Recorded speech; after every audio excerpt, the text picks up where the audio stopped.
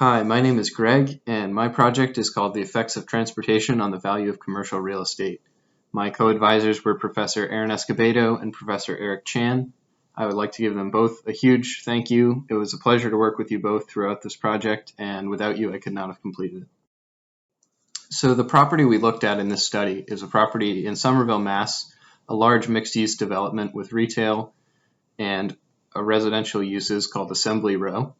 It is also a transit-oriented development, which means for this development, the state partnered with the city of Boston and with private developers to also include Assembly Station, which is a Orange Line subway stop as a part of this development.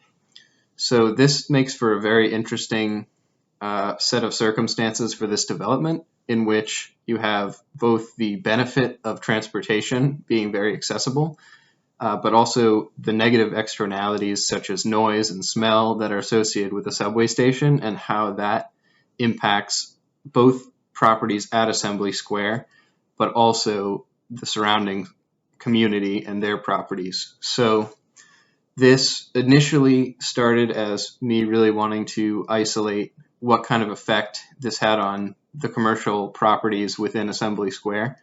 But I also realized after looking at the data that you really couldn't ignore the impact of a big development like this on the surrounding community. And looking at the demographic data from the American Community Survey, we also saw that there was significant rising income inequality in the relevant census tracts, and also that there was potentially gentrification going on with people being driven out by the rising property prices as a result of this development.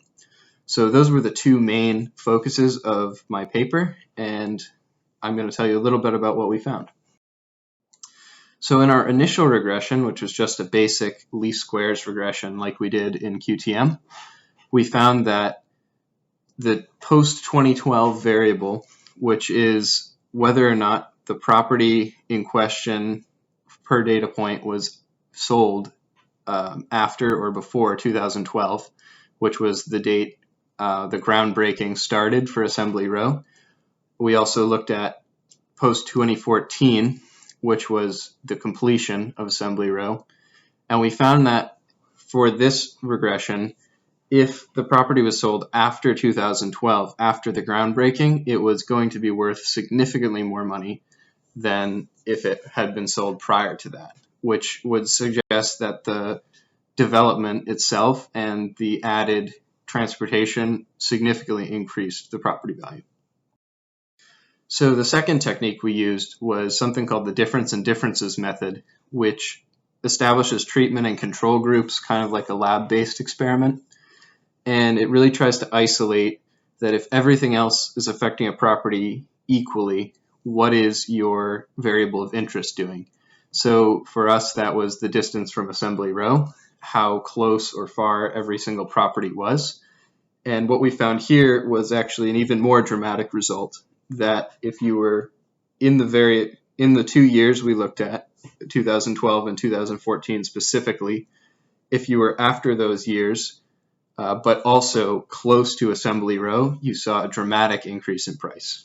So ultimately, what we found here was that it was a very big development.